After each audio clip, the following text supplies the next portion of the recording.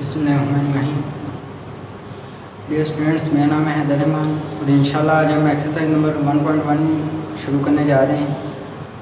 उससे पहले मैं दो बातें बताता चलूँ कि अगर तो आप खुद नोट्स बनाना चाहते हैं तो वेल एंड गुड, लेकिन अगर आप बने बनाए लेना चाहते हैं तो डिस्क्रिप्शन में लिंक मौजूद है, वहाँ से ले सकते हैं। और एक और बात कि जो भी मैं ब्लू बोर्ड मार्कर से लिखूँगा वो आपने सोल्यूशन के अंदर नहीं लिखना, वो सिर्फ समझाने की हद तक है। तो अब शुरू करते हैं। क्वेश्चन नंबर 1 है, find the order of the following matrix. In matrix का हमने ऑर्डर फाइंड करना है। ये हमने पिछली वीडियो में भी सीखा कि पहले हम नंबर ऑफ़ रोज फाइंड करते हैं, बाद में नंबर ऑफ़ कॉलम्स फाइंड करते हैं, उसके बाद फार्मूले में वैल्यू पुट करके हम आंसर निकालते हैं। अब शुरू करते हैं। अब ये मैट्रिक्स है में अगर देखा जाए तो ये रो नंबर 1 और ये रो नंबर 2, यानी नंबर ऑफ़ रोज जिसको हम m से रिप्रेजेंट करते हैं, m = 2। ऐसे ये कॉलम नंबर 1 और ये column number 2। Number of columns जिसको हम n से रिप्रेजेंट करते हैं वो भी 2 के इक्वल। अब हमें पता है कि ऑर्डर ऑफ मैट्रिक्स का फार्मूला होता है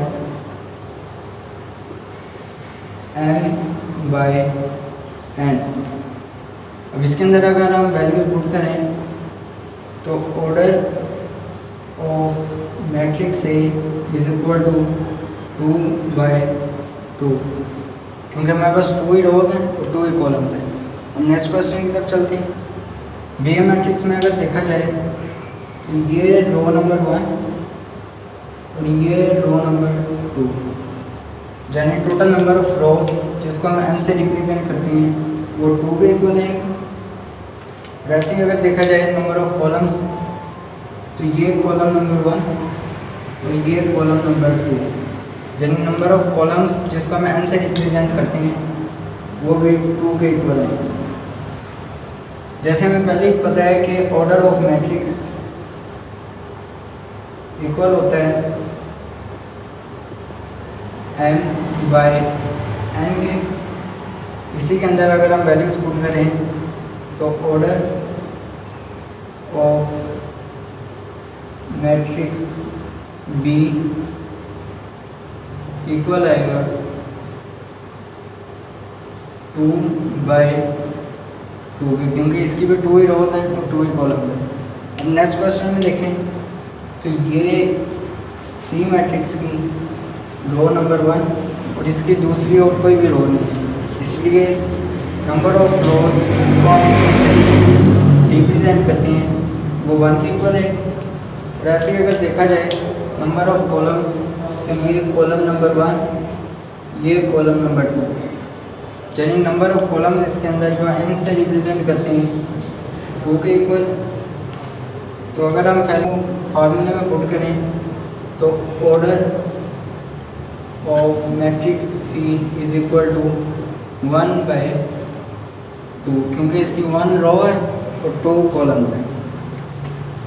अब नेक्स्ट डी मैट्रिक्स की तरफ चलते हैं। इसके अंदर देखा जाए तो ये रो नंबर 1, ये रो नंबर 2 और ये रो नंबर 3, यानी टोटल नंबर ऑफ रोज जिसको हम m से रिप्रेजेंट करते हैं वो इसके अंदर 3 के इक्वल है। और अगर हम नंबर ऑफ कॉलम्स देखें तो इसके अंदर ये सिर्फ एक ही कॉलम है, यानी नंबर ऑफ कॉलम्स जिसको हम n से रिप्रेजेंट करते हैं वो 1 के इक्वल है।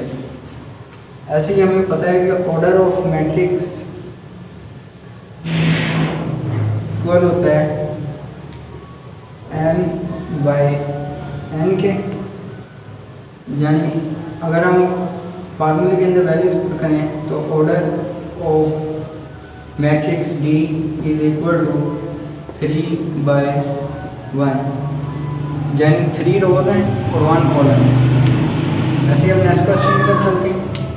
इसके अंदर अगर देखा जाए ये मैट्रिक्स के अंदर ये रो नंबर 1, ये रो नंबर 2 और ये रो नंबर 3, यानी नंबर ऑफ रोज जिसको हम m से रिप्रेजेंट करते हैं वो यहाँ पे 3 के इक्वल है। और नंबर ऑफ कॉलम्स जिसको हम n से रिप्रेजेंट करते हैं तो यहाँ पे ये देखें कॉलम नंबर 1 ये कॉलम नंबर 2, यानी नंबर ऑफ कॉलम्स 2 के इक्वल है, तो n इज इक्वल टू 2। अब जैसे हमें पता है कि order of matrix is equal to m by n, जिसके अंदर m नंबर ऑफ रोज हैं और n नंबर ऑफ कॉलम है। अगर हम इसी के अंदर वैल्यूज पुट करें तो order of matrix C is equal to 3/2, क्योंकि 3 रोज हैं और 2 कॉलम्स हैं। अब नेक्स्ट है हमारे पास है F मैट्रिक्स। इसके अंदर अगर देखा जाए तो ये एक ही रो है और एक ही कॉलम है, यानी m भी 1 के इक्वल है और n भी 1 के इक्वल है। अगर हम ऑर्डर ऑफ मैट्रिक्स F लिखें तो हमारे पास 1/1 के इक्वल है। अब हमारे नेक्स्ट है G मैट्रिक्स।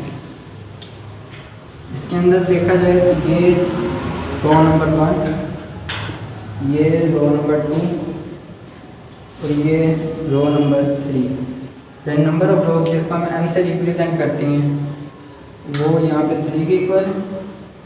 वैसे अगर हम नंबर ऑफ कॉलम्स देखें तो ये कॉलम नंबर 1, ये कॉलम नंबर 2 और ये कॉलम नंबर 3, यानी n इज इक्वल टू 3। अगर हमें पता है कि ऑर्डर ऑफ मैट्रिक्स हमारे पास n/n के इक्वल होता है। इसके अंदर अगर हम वैल्यूज पुट करें तो order of matrix G is equal to 3/3।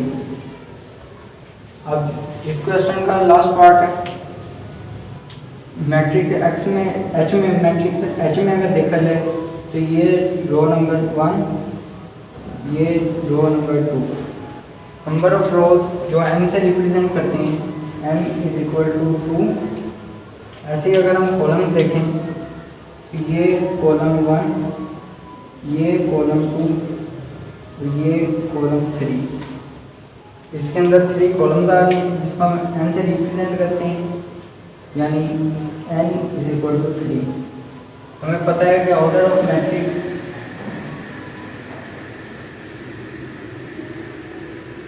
Equal to होता है m/n के, यानी और अगर हम वैल्यूज पुट करें तो order of matrix H is equal to 2/3, उनके 2 रोज हैं तो 3 कॉलम हैं। हमारा क्वेश्चन नंबर 2 है। इसके अंदर कह रहे हैं which of the following matrix are equal, यानी हमने इन सारी मैट्रिक्स में से बताना है कि कौन कौन सी हमारे पास कौन सी मैट्रिक्स हैं वो इक्वल है।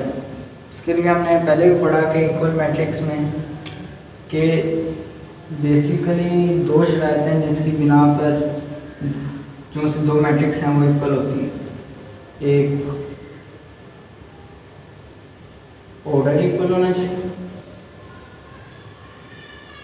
और दूसरे नंबर पे कोरस्पॉन्डिंग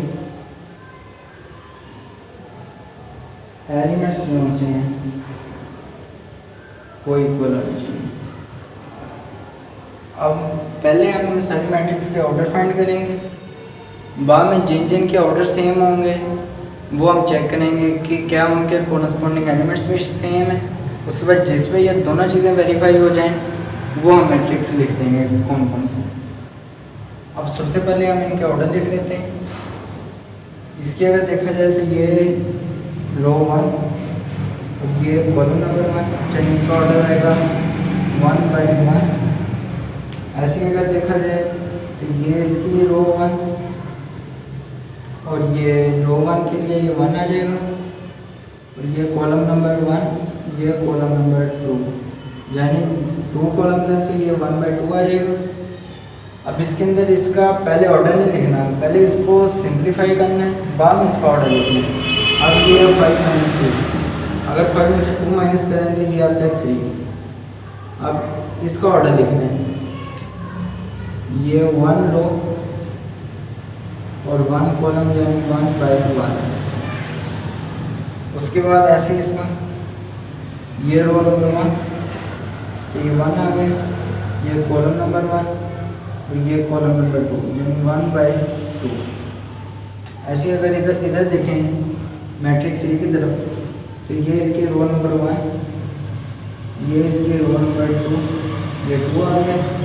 और ऐसे ही मैट्रिक्स ई की कॉलम नंबर 1 और ये कॉलम नंबर 2, तो ये 2 आ गया, यानी इसका ऑर्डर बना 2/2। ऐसे ही अगर आप एफ मैट्रिक्स देखें, तो ये इसके रो नंबर 1, ये इसकी रो नंबर 2, ये रोज का 2 आ गया, ये इसकी कॉलम नंबर 1, तो ये 1 आ गया, यानी इसका एफ मैट्रिक्स का ऑर्डर बना 2/1। अब ऐसे इसको देखते हैं, इसका भी पहले हम सिंप्लीफाई करेंगे, बाद में इसमें बताएंगे कि कितनी रोज है कितनी कॉलम है। इसलिए ये इसका 3 - 1 2, 3 + 3 6। अब इसमें अगर देखा जाए तो ये रो नंबर 1, ये रो नंबर 2 आ गया, ये कॉलम नंबर 1 मल्टीप्लाई बाय 1, यानी इसका ऑर्डर है 2/1। अब ऐसे एच मैट्रिक्स देखते हैं, इसके अंदर ये रो नंबर 1, ये रो नंबर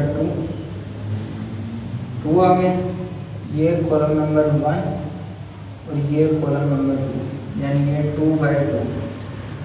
अब वैसे अगर इसको पहले सिंप्लीफाई करेंगे, बाद में देखेंगे कितनी रोज आ रही है कितनी कॉलम। तो ये 3 वैसे ही आ गए, 3 + 2 5। तो ये आई मैट्रिक्स में अगर देखा जाए तो ये रो नंबर 1 आ गए, ये कॉलम नंबर 1, ये कॉलम नंबर 2, यानी 2 आ गए, यानी आई मैट्रिक्स का ऑर्डर बना 1/2। अब वैसे ही जे को अगर हम मज़ीद सिंप्लीफाई करें तो 2 + 2 4, 2 - 2 0, 2 + 4 6 और 2 + 0 2। अब अगर इसको देखें तो ये इसकी रो 1, ये रो 2, ऐसे ये कॉलम 1 और ये कॉलम 2, यानी इसका भी ऑर्डर 2/2।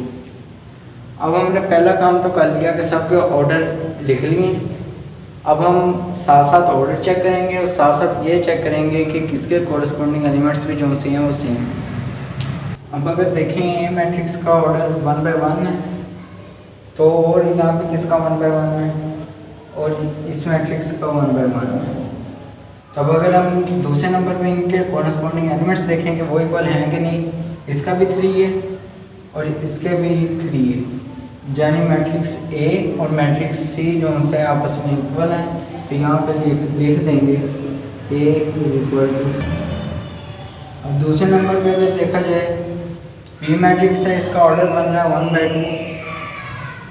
एक इसका 1/2 बन रहा है, एक इसका 1/2 बन रहा है और एक इसका 1/2 बन रहा है। अब देखने कि इनमें से किसके कॉरस्पॉन्डिंग एलिमेंट्स में सेम है। इस 3 5, लेकिन इसके अंदर 5 3 है, यानी ये दोनों तो इक्वल नहीं हो सकते। अब इसमें देखते हैं, इसके अंदर भी है 3 5, यानी मैट्रिक्स बी जो सा है वो आई मैट्रिक्स के इक्वल आ रहा है।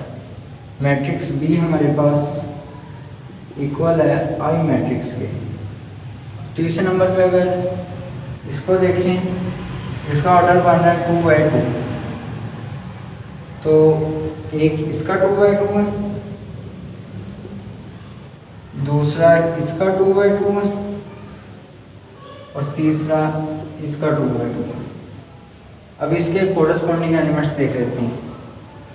इसका ये फर्स्ट एलिमेंट 4, इसका भी फर्स्ट एलिमेंट 4 है और इसका भी फर्स्ट एलिमेंट 4 है। ऐसे सेकंड एलिमेंट देखते हैं, इसका भी 0 है, इसका भी 0 है और इसका भी 0 है। अब थर्ड एलिमेंट देखते हैं 6, इसका भी 6 है, इसका भी इसमें भी 6 है और इसमें भी 6 है। अब जो फोर्थ एलिमेंट है वो इसके अंदर 2 है, इसके अंदर भी 2 है और इसके अंदर भी 2 है।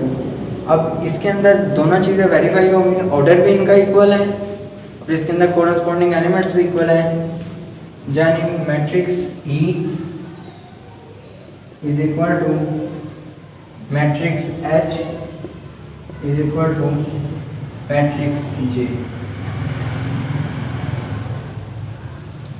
अब अगर देखा जाए तो F मैट्रिक्स का ऑर्डर है 2/1, F मैट्रिक्स का भी 2/1 बन रहा है और G मैट्रिक्स का भी 2/1 बन रहा है। अब इसके कोरिस्पॉन्डिंग एलिमेंट्स देखते हैं, इसका भी ये 2 है, इसका भी ये 2 है, इसका भी 6 है, इसका भी 6 है। इसका मतलब है इसमें भी दोनों चीज़ें वेरीफाई हो गई, तो ये भी दोनों हमारे पास इक्वल मैट्रिक्स हैं। F matrix is equal G matrix. यही हमारा क्वेश्चन था, अब ये सॉल्व हो चुका है। अब हम चलते हैं अगले क्वेश्चन की तरफ। अब जो हमारा नेक्स्ट क्वेश्चन है ये है find the values of A, B, C and D which satisfy the matrix equation. ये मैट्रिक्स की एक इक्वेशन दी गई है, इसके अंदर बताया हुआ है कि ये दो मैट्रिक्स इक्वल हैं, यानी ये अब अंडरस्टूड है कि इन दोनों का ऑर्डर भी सेम होगा और इन दोनों के कोरस्पॉन्डिंग एलिमेंट्स भी सेम होंगे। अब इसका मतलब है कि अगर सेम है तो A plus C is equal to 0, ऐसे ही ये वाला एलिमेंट इसके equal,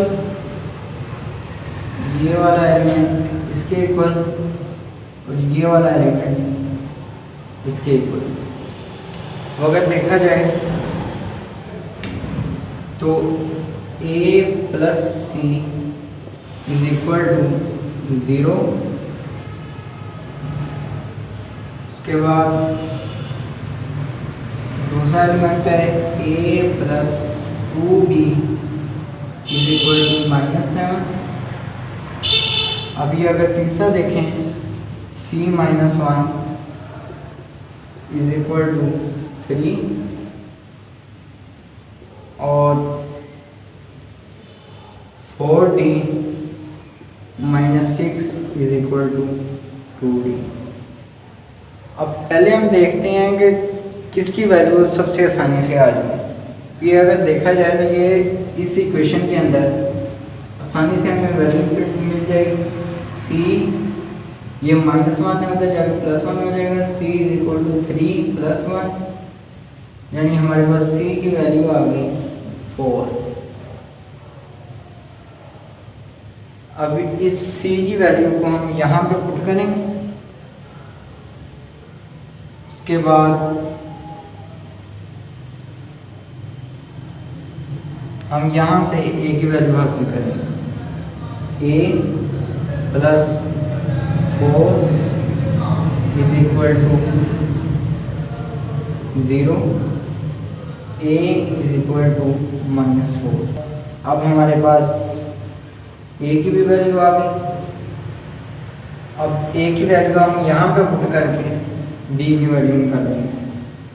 -4 plus 2B is equal to -7, 2B is equal to